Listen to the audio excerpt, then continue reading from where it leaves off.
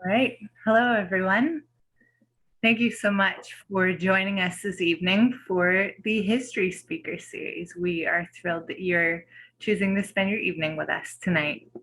We have a phenomenal topic, one that I'm sure is of personal interest to many of you watching. I certainly feel that way. But before we get to the talk, just a couple of orders of business to attend to. Firstly, I want to say a big thank you to Phil Jackman, who does all of our posters and all our design for us. So thank you to Phil. And thank you to Marianne Grant and the History Committee for, without whom these events would not happen. So thank you to all of them. And thank you to Deanne McCallum, our partner over at Rogers, who is taking us to the small screen. So you can watch the History Speaker events on Rogers coming up soon. I'd like to introduce the folks who you're seeing on the screen right now. And hopefully Charlie will be joining us on screen with his camera as well shortly. I have Trish. There he is. I have Trish, who is the head of the History Committee at OMAH. I have Monica, who just runs everything at OMAH pretty much and is running the Zoom tonight. My name is Lindsay. I'm the History Programming Coordinator at the Earlier Museum. And then, of course, we have Charlie, who it is my honor to be able to introduce this evening. So, folks, if you do have any questions for Charlie coming up, you'll be able to put them in the Q&A at the bottom of your screen, and we'll get to them after Charlie's talk. But over to Charlie. So Charlie is an avid boater and has been all his life. Charlie spent a considerable amount of time on boats on Lake Couchiching and throughout the Trent Severn Waterway. Charlie, a retired teacher, has taught navigation and safe boating for over 50 years with the Canadian Power and Sail Squadrons, and he is the port captain for the Great Lakes Cruising Club. There are few who are more expertly qualified to speak on tonight's topic than Charlie Ellins, who has traveled the Trent Severn many, many times in both directions and in various boats. Please welcome Charlie Ellins.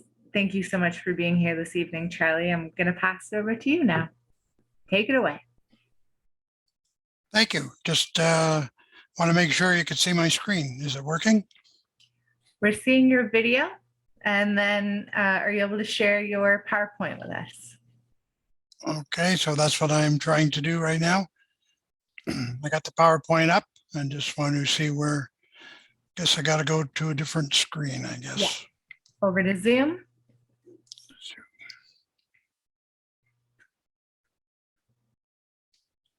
And share screen.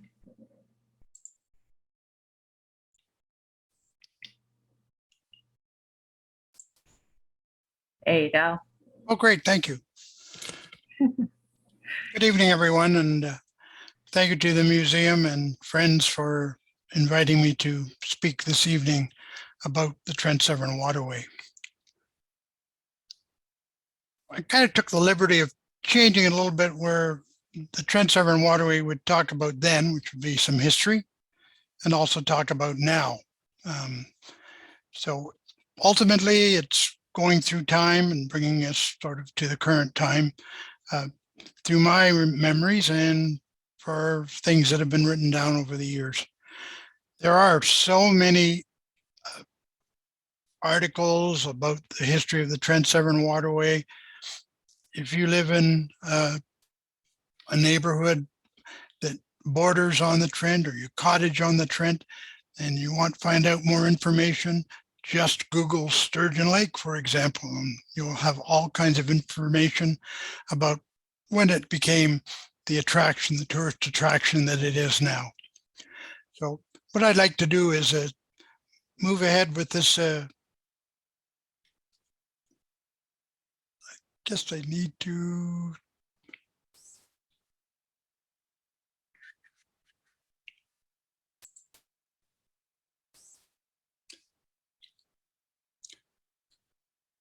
So the valleys of the Trent, and I won't read exactly everything that I show you on the screen, the valleys of the Trent Severn and Trent rivers form sort of the backbone of the Trent Severn Waterway. Some of the waterway is canals that have been, we'd say, man-made, but many are just the Severn and Trent rivers. So that's a good thing because they've probably been around for over 3,000 years. In the Trent Severn Waterway, to the north part, the Hurons, referred to as the Wendat, and then to the south were the Iroquois, mostly from upper New York State.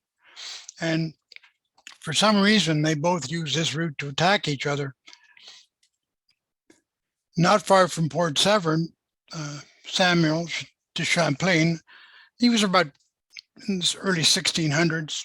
And once again, you can look up Samuel de Champlain and see all kinds of interesting things about his involvement, what he was commissioned to do, basically to come and set up something more so in Quebec, but it worked quite a bit in Upper Canada. So he took sides against the Iroquois, and I think he had befriended the Hurons. But anyways, some years it was an extermination of the missionaries. So that whole area by Martyr Shrine in Midland and Ste. Marie among the Hurons, that tourist attraction, and other white folks that died in this massacre, that's all very well described, and there are lots of things to see. When we talk about the Trent Severn Waterway, we look at the region. Basically, you can see how it's divided into sort of the Severn region, which is sort of Washego north, the Simcoe region, which is around Lake Simcoe. That's many people who holiday there. Then the area that's called the Scugog region. For some reason, Lake Scugog somehow gets missed on some of the tours traveling across the Trent Severn Waterway, partly because it's off the beaten track to some extent.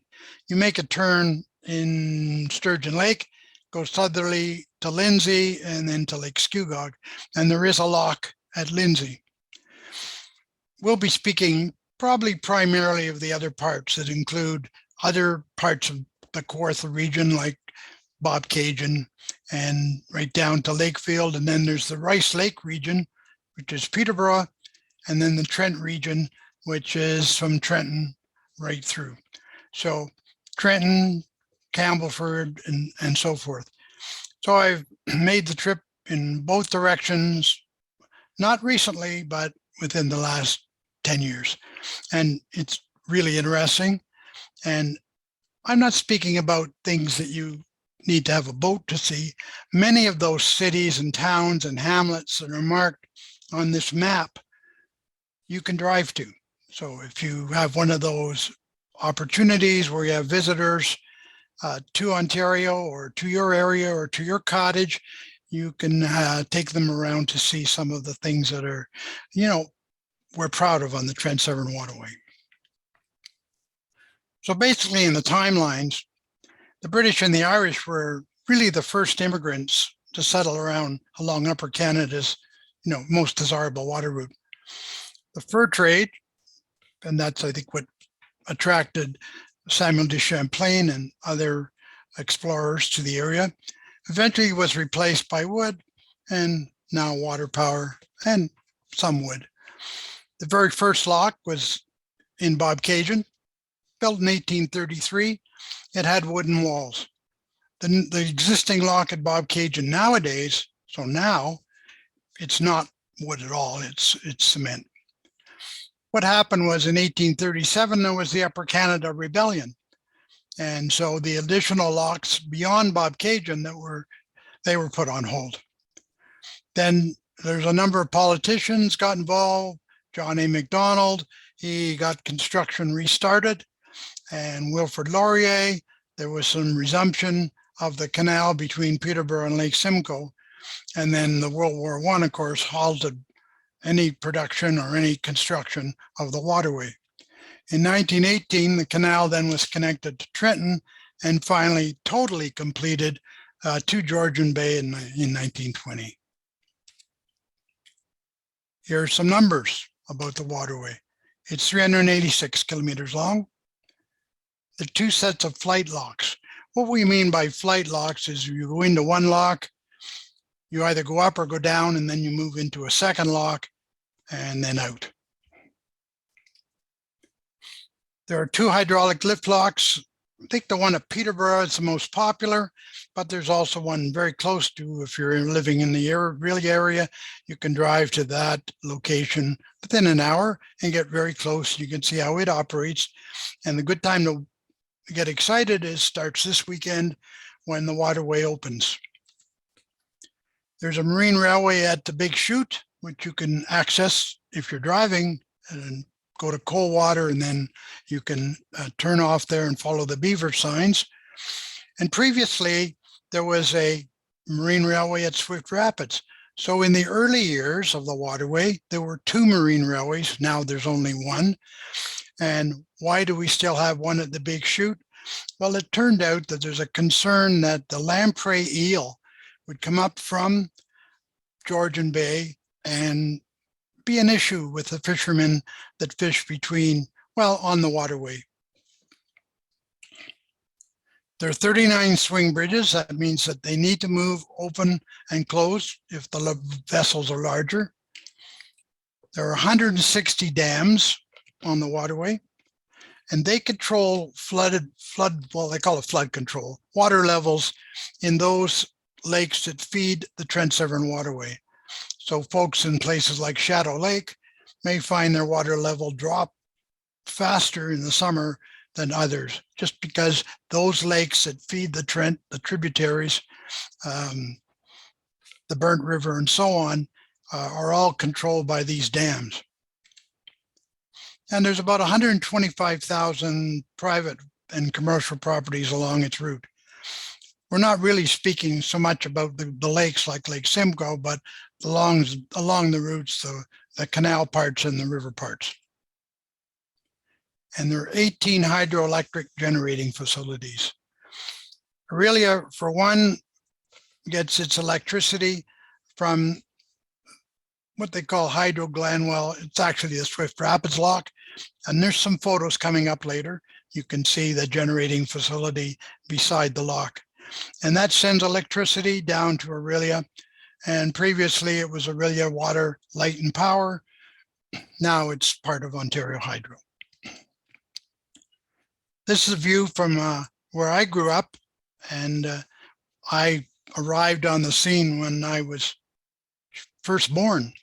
The family cottage on Lake Couchiching, and if you look across, what you're looking at there is basically the green area there there's a point, that's Geneva Park, and that's undergoing a change of ownership. Kind of behind that, the birch tree is Camp Wahanoan, and then off to the left is some more, such as the Ontario Educational Leadership Center, which is now part of RAMA. So my memories of growing up on the Trent Severn Waterway include our first boat, and then those after. First boat was a 16-foot built in the Peterborough area. It was a cedar strip, had a hardtop, a plexiglass window, even in those days, 1955, and the largest outboard that Evinrude made, and it was 25 horsepower. I also remember, I have memories of day tripping on the waterway, whether it be in that boat, other boats, my grandfather's boat, and just paddling up there, although I only really did it once and then I got tired. Going up to Sparrow Lake and to Port Stanton. Chief's Island, which is off to the right in the photograph. Water skiing on Lake Couchiching. We were among the first on the lake to have water skis. I guess we had a boat with enough power, 25 horsepower, to pull most of us as kids. Going down to Couchiching Beach Park and the PAV. More to come on that in a few moments. Orillia's waterfront before the Port of Orillia. The Port of Orillia started to sort of come into being around 1990. So prior to 1990, and I was alive then, I have memories of the waterfront, which was really one long government wharf. I have memories of cruising to Balsam Lake and onwards. Bad memory of a marina fire where we lost our cabin cruiser, and Fern Cottage, now called Fern Resort. So a little more on that coming up in this story. I'd like to talk also about the Capri. This was the middle 1950s, and this is a vessel, the Capri. It belonged to the Phelps family out of Aurelia, and they would leave Aurelia on a Friday night. They would travel up to Lock 42 and then back again on Sunday. So that was their weekend. And I remember how horrified everyone was because they said, how much do you think it costs to take that boat from Aurelia to Lock 42, 15 miles, and back again for the weekend? And everybody said, isn't that awful? It costs $20, but we're talking 1955. And there's some other good stories that go with this 1955 and onwards with the Capri. For example, the radio station in Aurelia went up to 5,000 watts. And the Smith family, that were the owners of the radio station, happened to have and invite a comedian, movie star, whatever, by the name of Bob Hope up for a day's fishing. And I understand it was a very jovial day as they went out on the Capri. That's a memory I have because Friday night I could see the Capri going down the lake to my left from that picture you just saw, and then Sunday it would come back down. When you're talking about 50 feet, it was a big boat to see at that time because we had a 16-footer and we thought it was big enough. Certainly is when you're standing trying to paint the bottom. The Stantons, Port Stanton, where the Stanton Brothers store was, this is a 1930s picture. And we would go up there, but not in 1930. After that, when we had our boat in the 50s and 60s and 70s, made a nice trip to leave Lake Couchiching and go up through the waterway up to Port Stanton and grab an ice cream, maybe some lunch, tie up at the government wharf there, spend a few hours, turn around and come back. Port Stanton, I could refer to Captain Thomas Stanton.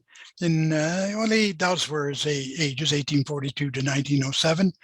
He was a steamer captain, lumberman, farmer, and a tourist operator. And he came from Great Britain and moved to Sparrow Lake in 1875.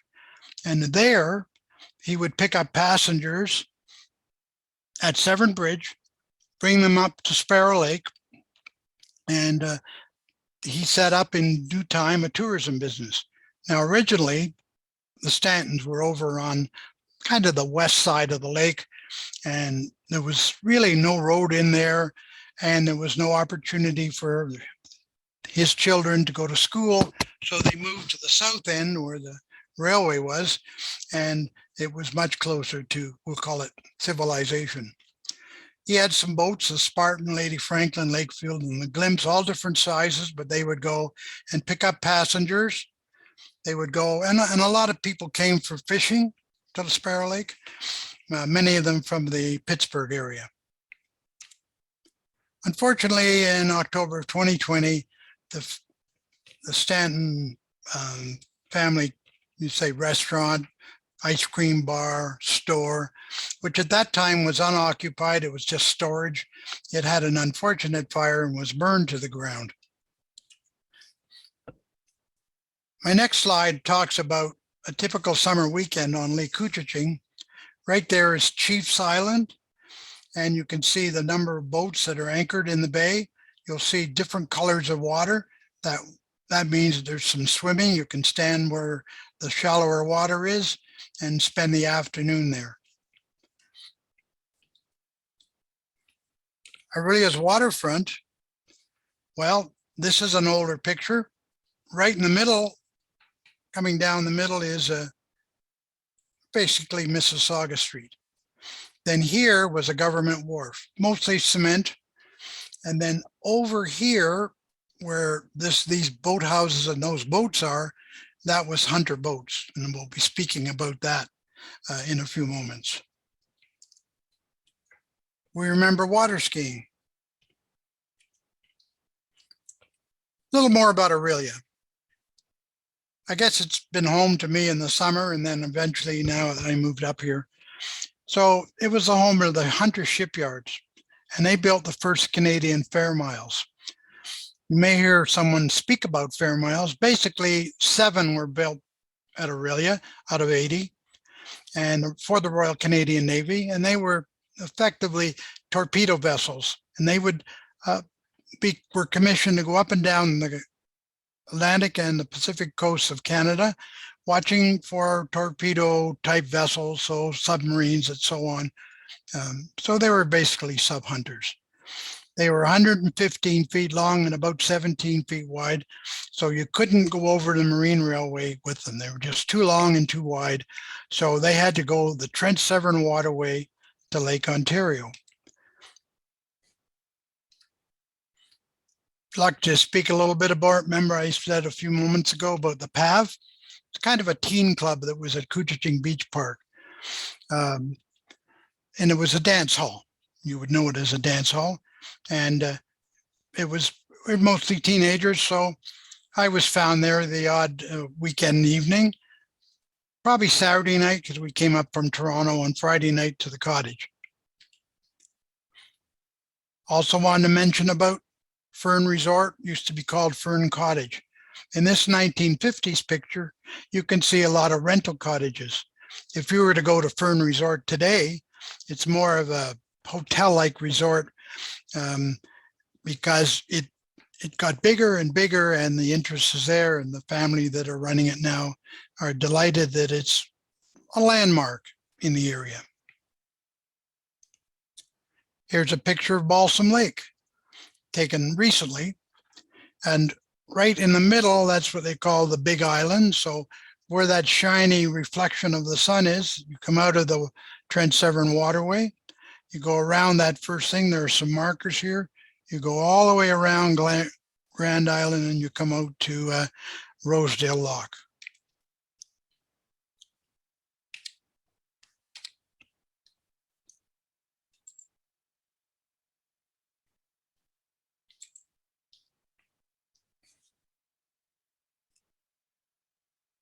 My name is Alec McEachern, and I'm the lock operator at Lock 35.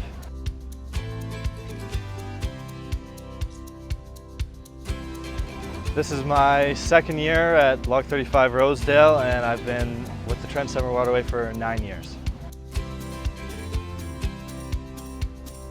Well, I have been around the waterway my whole life. My father was a lock master, and my mother was also a lock operator at one point. So I grew up coming to work with my dad and coming to the lock and being around the boats, and just grew up with it.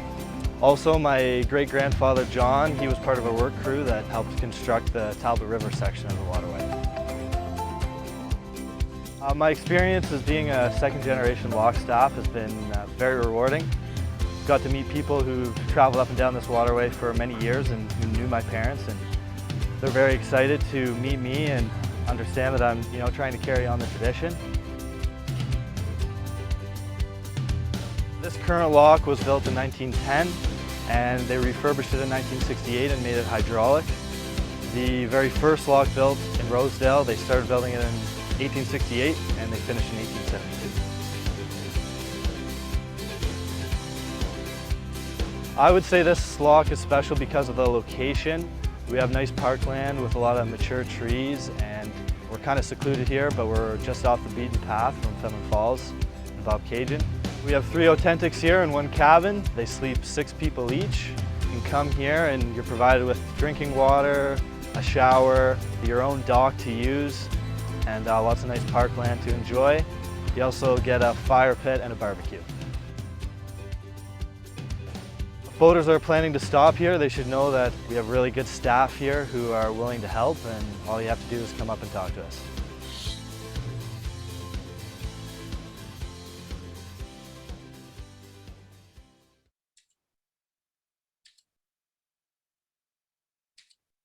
On the Rideau Canal.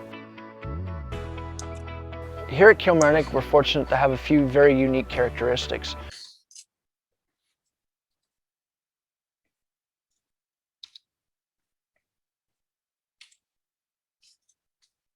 Okay, moving along, after you go through Rosedale, you come to Fenelon, and also Bob Cajun.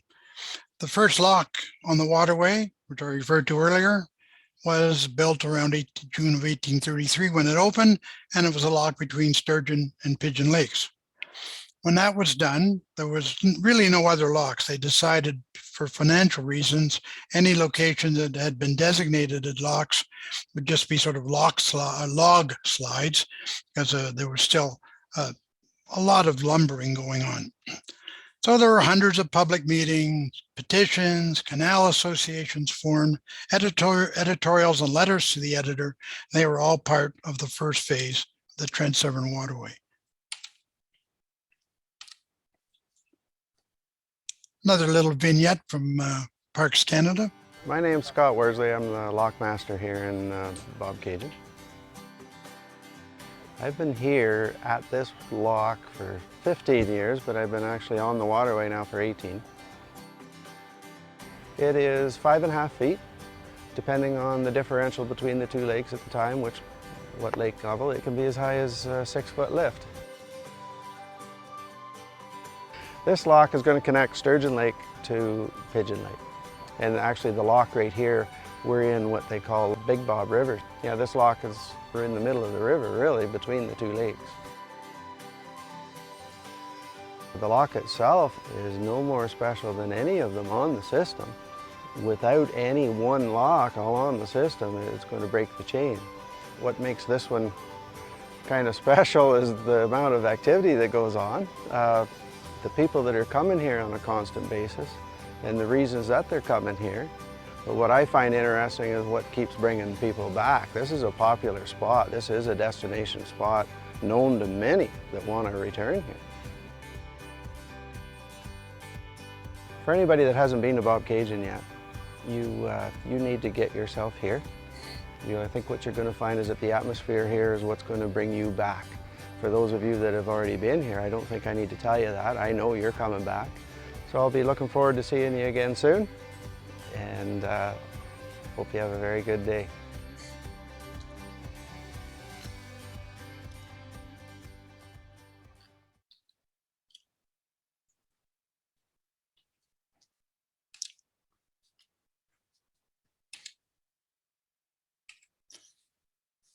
When I was talking about the fair miles, 100 boats at the waterfront of Aurelia, they were building these wooden torpedo boats during the war to patrol Canadian waters. And I spoke about their dimensions, anywhere from 15 to 13 foot 10, but once again, too large. So it took 4 days to go from Aurelia to Trenton. And they would have their crew in places like Bob Cajun, Peterborough. Weren't used to having sailors there, but they were there as part of the 4-day trip. In 1943, an explosion at the Hunter plant resulted in 7 injured and 1 killed. They'd all gone for dinner, leaving, well, might say a youth behind, about 16 years old. And he could hear something dripping, and it was gasoline. And it exploded, and he was thrown about 7 meters away from where he was standing, and of course killed. The Royal Canadian Legion doesn't want that to be forgotten, so they're planning a memorial near the site of Hunter boats, which in the new waterfront of, you would say, Aurelia, they have the Legion, and between the Legion and where Hunter boats is, there's an area in there where they could place a monument. So they've asked a particular monument company in town, currently in the city of Aurelia, to look at what could be designed, and working on a design and taking some designs and collecting some funds. And the good thing is that the city of Aurelia has given tacit approval to this memorial, and who knows, they may find some funds too. So there will be something there, a plaque that people can read about what happened at that time. Hunter Boats was rebuilt and then eventually burned to the ground without any loss of life, about 1990. This is a fair mile in the lock down towards Peterborough. Fairmile boats, PT boats, you might want to call it.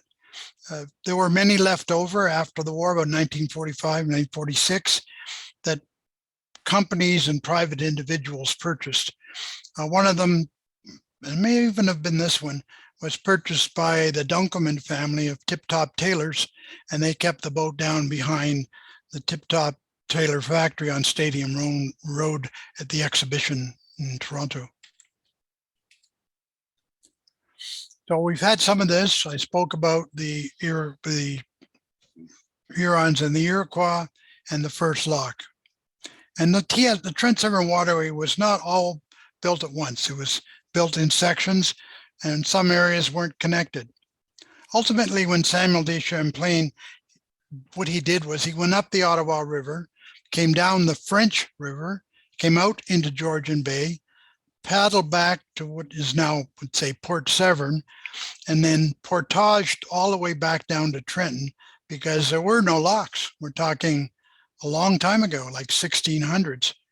And so it was exciting with the first lock put in 1833 for commercial purposes mostly, was the start of what's turned out to be a wonderful paradise for tourism, even though originally it was supposed to be for the military and commercial use.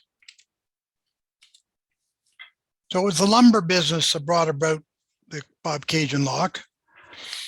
Then, you know, the system grew and the lumbering happened, and then the forests were denuded and the watersheds had to change, and farmers, because there was no lumber industry, deserted their lands. What they did was railroads then stretched into this part of the country, and the waterway, well, it basically didn't happen before 1918. As human interest was restored, forests got returned, and there was a change in nature. And the government over the last 40 years has spent millions of dollars bringing the system up to date. It wasn't always a heritage park. It was part of Transport Canada and then became part of Parks Canada.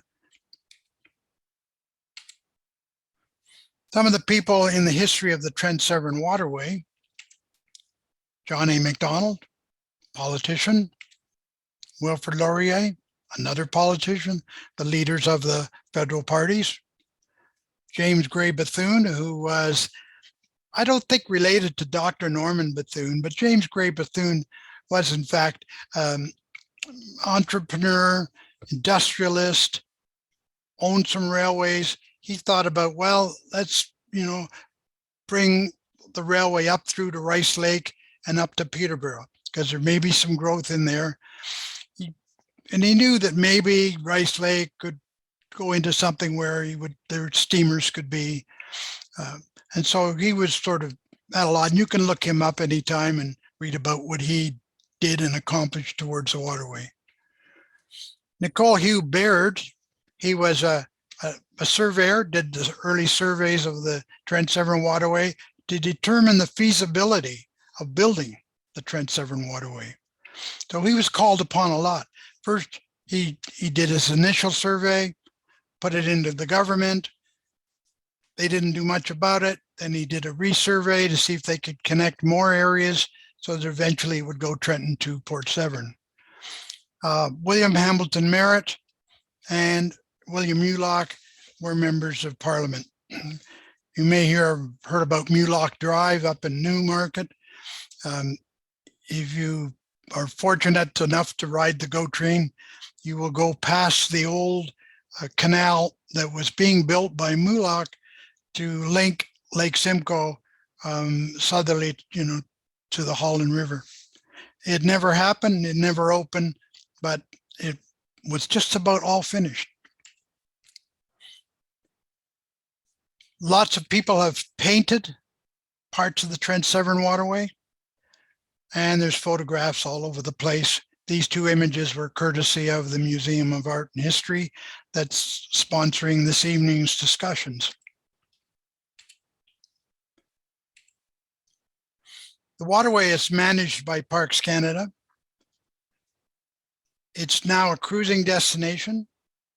You'll hear people maybe refer to loopers. These are, and there hasn't been any for a couple of years due to COVID. They make a big circle called a loop, and they go from, they generally come from the south, like Florida. They come up the Intercoastal Waterway, cross Lake Ontario to Trenton, up the Trent Severn Waterway, out to Georgian Bay, over to Chicago, and down the Mississippi. Something that lots of people would love to do. The waterway has 43 locks. There's no lock 29. Where did it go? Well, there was a merging of a couple locks into one. For example, the Fenelon Falls lock was a double lock at one time. There's an early picture sketch of a steamer at the Peterborough lift lock. If you draw more than 5 feet under your boat, you may have difficulty with the waterway. So a lot of sailboats, if they're keel boats, they just can't make it. What they call the air draft, you need 22 feet is the maximum you could have, because a lot of bridges are just that height. I think the one at the narrows between Lake Simcoe and Lake Couchiching is like 19 feet. And if there's speed limits, it's 10 kilometers an hour. There's early pictures of, digging out the Peterborough lift lock area.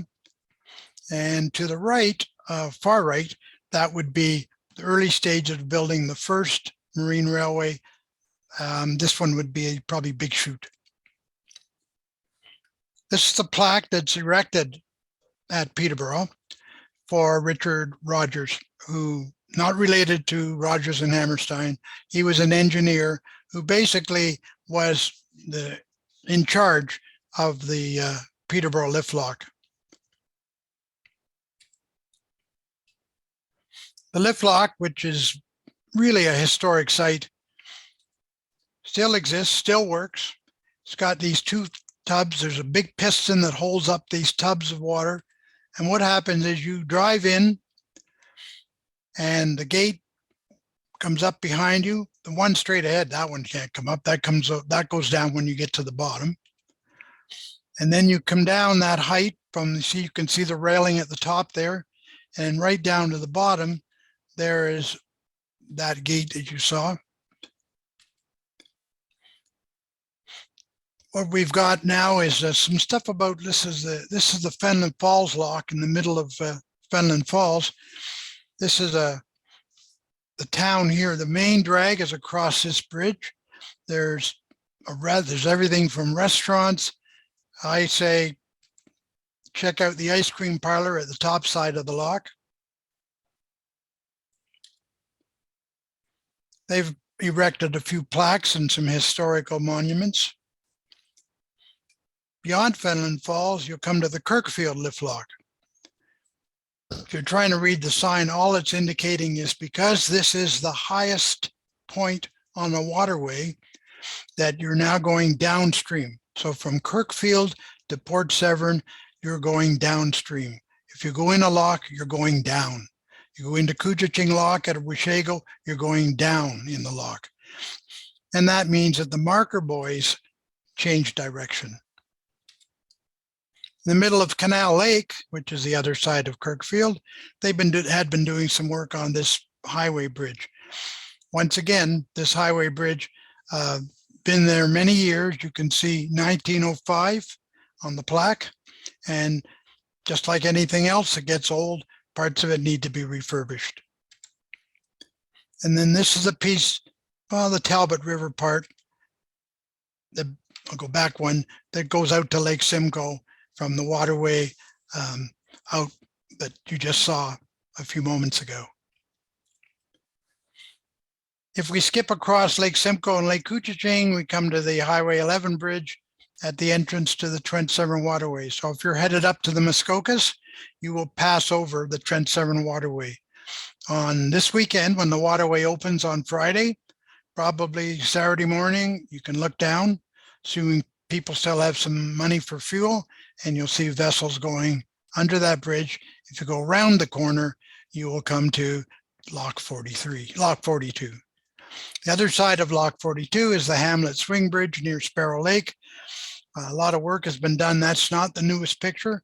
Once my boat's running, I'll get up that way and take a picture. The newer bridge is slightly higher and handles vehicle traffic better.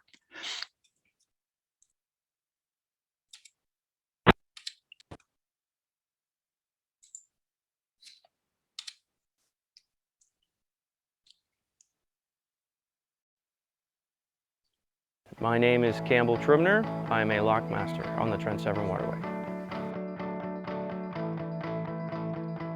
I started on the Trent Severn Waterway in 2006 as an operator at Lock 45.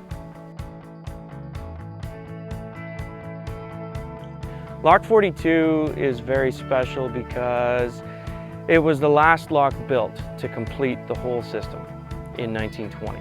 So it was built for the purpose of connecting the system from end to end. And it's one of the larger locks on the system, and it's one of the busiest. An average lockage at Lock 42 can take about 12 minutes. Once the gates are closed, the transition time is between 7 and 8 minutes. It's a big lock and we often have to fill it tight, so it can sometimes take 15 minutes to do a full transition. A typical day at 42, when we get going, it's busy here. We got a lot of traffic coming off of Lake Simcoe, Lake Couchiching that want to go to the Big Chute or out to Georgian Bay.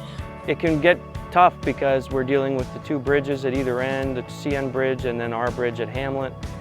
We sell a lot of permits here. A lot of sales happen here, so that's always a challenge when trying to get boats through quickly. I guess the favorite part about my job is talking to the people. I like interacting and knowing where the boaters are going and what they're doing, you know, where they like to see things. That's what makes the job special. Thanks for stopping by Lock 42. We look forward to seeing you again.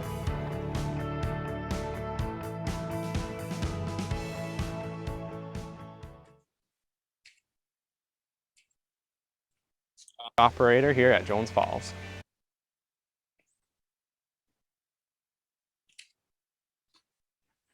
The next part takes us the other side of Sparrow Lake to what's called Hydro Glen. You can see a bridge there. That was a place where the train actually would a train from carrying passengers, say from Toronto, or would stop to the right in the picture. There was a spot there with stairway down. They could get out of the train and come down to the waterway and then take a some kind of a vessel from there onwards to cottages, to fishing camps, and so forth. Just past this, the Hydro Glen, comes the Swift Rapids Lock. It was where there was a marine railway. It was taken out because there was a backup there. It took a long time to get through the waterway. So this was built many years ago, and there's a dam beside it. There it is there. And that is actually the electric dam that, hydroelectric dam that feeds electricity to Aurelia and that part.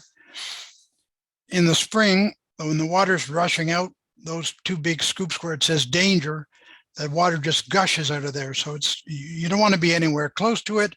And that's why they've got the yellow thing.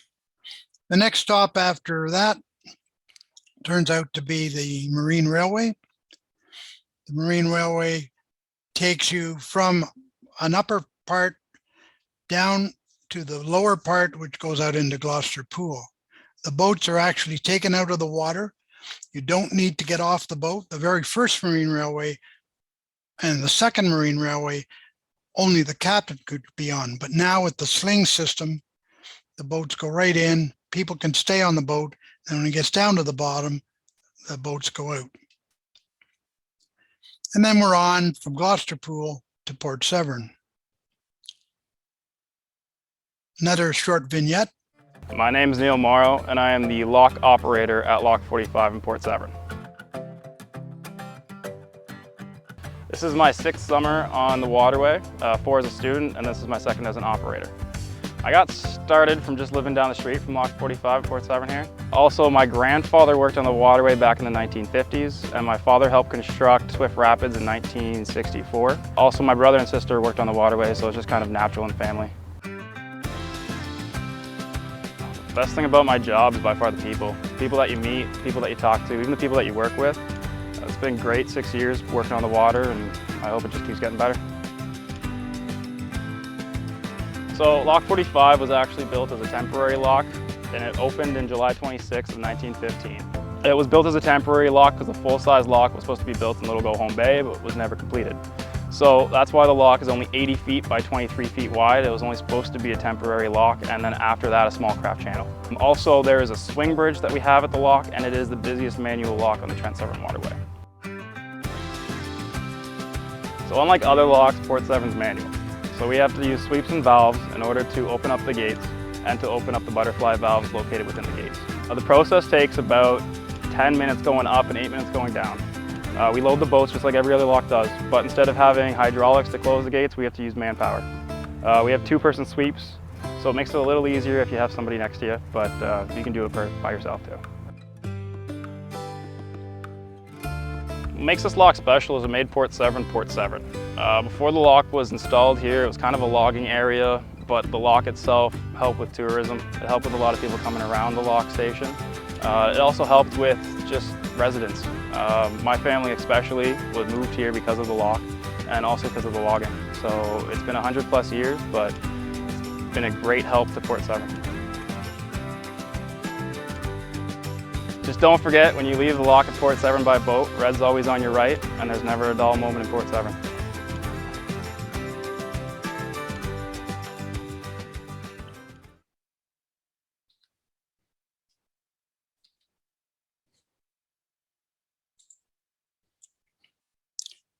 Okay, moving along, we're just about at the end of the lock.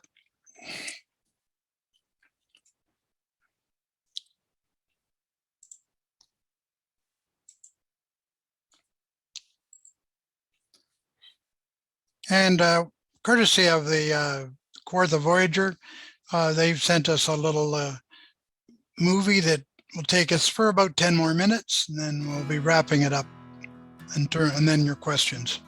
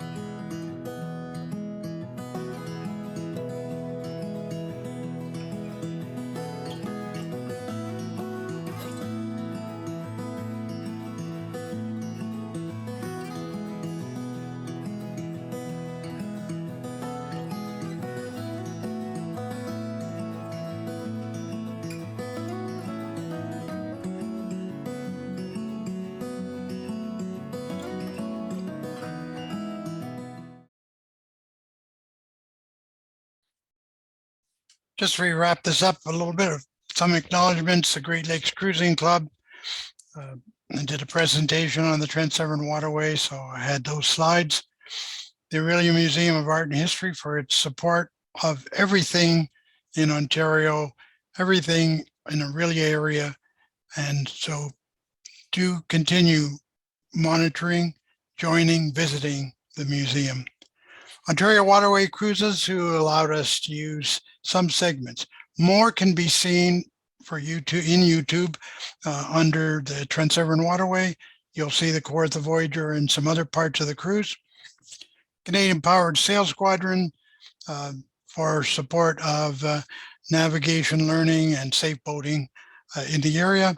Parks Canada, which now is responsible for the Heritage Canal, and Rogers TV for providing, what you might say, the technical support for what happened today. And finally, thanks for taking some time to learn more about some local history. And I guess we'll turn it back to the organizers to see if there are any questions that have come up over the last hour. That's great, Charlie. Thank you so much. In case you missed it, folks, Monica will be sending out a link for the whole presentation in an email, and she'll include a link to that video in case you'd like to watch it on a larger screen. So Charlie, I did see some questions coming in, and as well as that, a couple of comments thanking you for your work tonight also.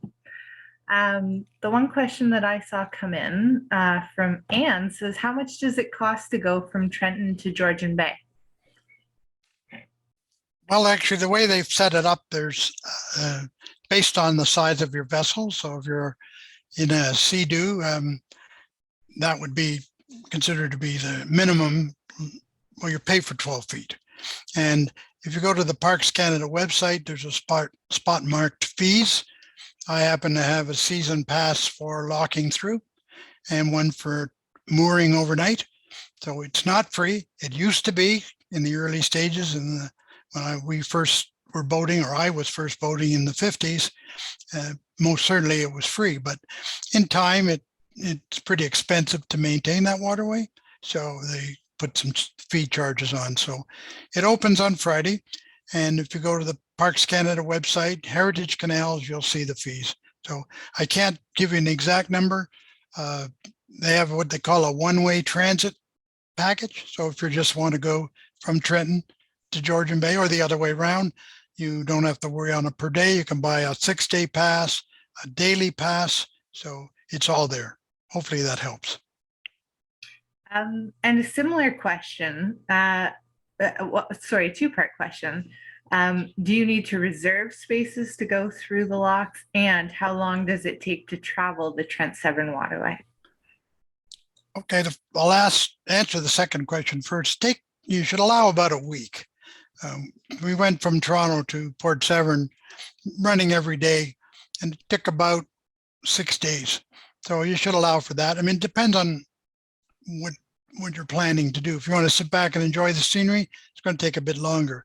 When you get up into the open lakes like Sturgeon Lake, Lake Couchiching, Lake Simcoe, you can speed up your vessel if you have that capability.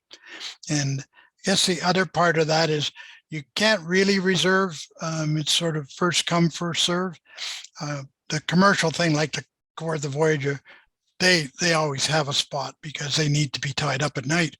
But most everyone else, well, it's when you get there. But I find if you travel sort of after 11 in the morning, in the next couple hours, you'll get something. If you wait towards the end of the day when it's closing time, it could be a little more difficult. The larger the boat, more challenging maybe to find a spot later in the day. Okay, and on the note of sightseeing, David is wondering if you've tried the new restaurant at Lock 42. I would like to say yes, but I haven't, and I've been getting questions from people in the Great Lakes Cruising Club saying, what's it like? My relatives have been there and said that it's quite good.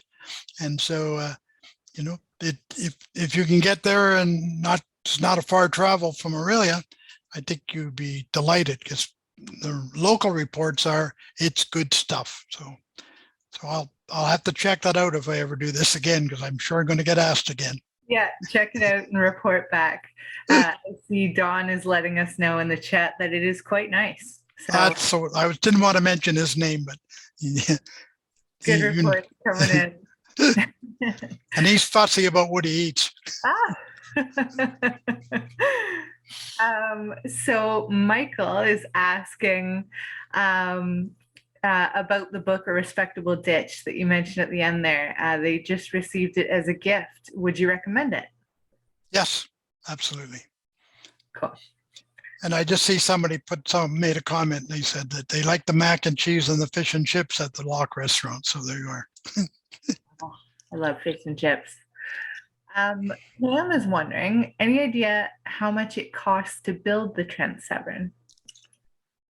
I don't have a firm number, because the first building in the Bobcaygeon area, that piece from Bobcaygeon and the next 3 locks they built ran around $15,000, but we're now into 30 million, I guess, as it is now, the way it exists. So but that's probably a number I can get. So that's a good number to have. Thank you. It's large numbers, and they're paying regularly to maintain it. It's being very well maintained, redoing washrooms, redoing lock walls. Quite impressive. David's wondering if you know anything about the current rules for anchoring at Big Chief. It says there are marking buoys there now.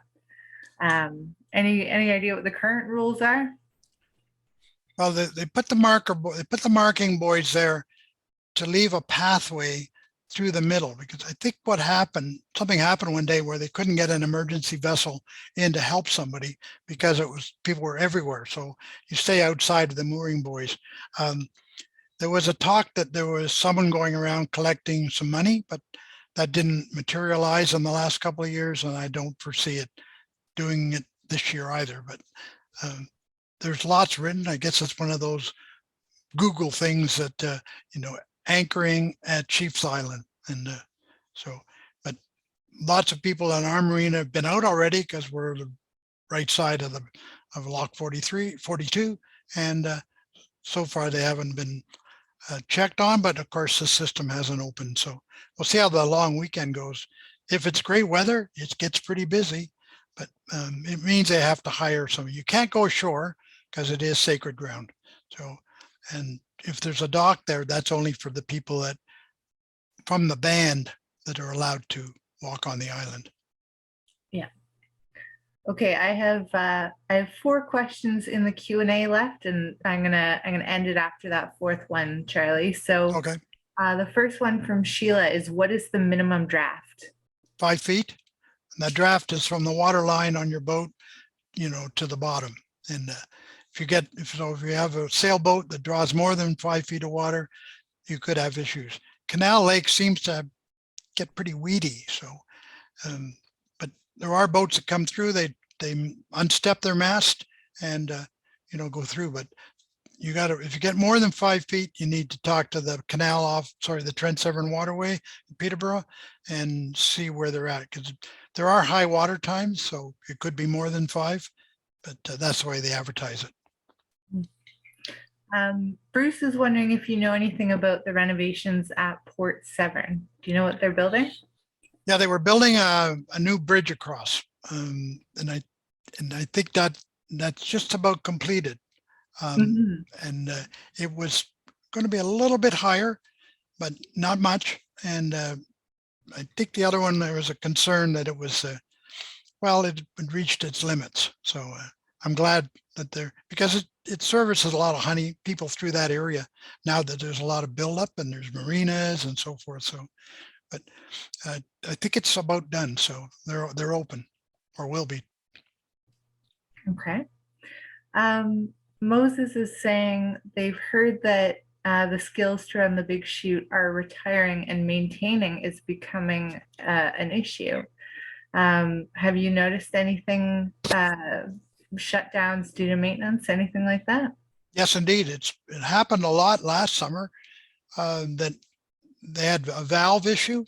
And so the lock staff really aren't capable. You need divers, scuba stuff, the whole business. So most certainly there were some days where it wasn't open. It was down for maybe 2 days at a time. Not every day, not all summer, but off and on, enough to be a nuisance. And there are notices to shipping, notices to mariners, and if you ask at lock 42 before you go, or lock 45 or the Marine Railway, how's it doing up there? But yes, it's getting older, and like in 1960s it was built. I remember them bringing cement trucks in on barges so they could pour the cement. I would think that they're working hard to maintain it, but it's getting tired, and they will probably have to spend some extra money. So yes, you might find it shut down. Okay. And I'm going to take just this last question for the evening from Pam. Do you know how many locks have power? The answer to that, if I could name them, there's if you go to the Parks Canada website with the Trent Severn Waterway, it tells you, but there's about 4. There's the ones that I use, of course, there's lots of power at Fenelon Falls, not free, but around $10 a boat. And then over at Buckhorn Lock, then there's one down further. It's not at Cabra, I want to say Ashburn, but it's in the Campbellford area. And that's on, there are about 4 altogether, and there's none sort of from here really north at this point. So I would say 3 or 4, but it is on the website as to which locks have power. Mistakenly, it said Rosedale, but Rosedale didn't have power last year. Okay, that's great. Well, Charlie, thank you so much. And thank you everyone for your questions. I'm sorry we couldn't get to all of them with the time allowed. We are going to pass it over to Trish now, who is going to wrap things up for us this evening. So Trish, take it away. Thanks, Lindsay. First of all, I want to thank Charlie for agreeing to be our guest speaker with us tonight. We appreciate you sharing your vast knowledge with us of the Trent Severn Waterway, and for enlightening us about the history of this gym that's in our own backyard. I think you've given our audience some ideas for some vacation ideas over the summer, whether it be visiting some of the locks in our area or actually going on the waterway. So thank you so much, Charlie, for that. I also like to thank all of you for your attendance, as always, for joining us in your ongoing support of the speaker series. Please note that this is our last speaker series for the summer season. We're going to go on hiatus, and we'll be back in September. September 21st exact, when our guest speaker will be Lori Obchesky, who's presenting Home Children Canada, Breaking the Silence. Lori is born and raised in Aurelia, and she's the president of the Home Children Canada organization, which she became involved in 2007, when her mother revealed that she had been a child migrant herself, arriving in Canada at the age of 2. Between 1869 and 1948, over 100,000 children were sent from the UK to Canada to work. So join us to learn more about these children, what they endured, and then what they overcame. In October, we have the Dieppe Raid, 80 Years of Tragedy and Tribulation, and be presented by Jane Poulton-Turvey on October 19th, focusing on what has been called the Canada's darkest day of World War II, August 19th, 1942. When 907 Canadians were killed in 1946, were taken prisoner in the Dieppe Raid.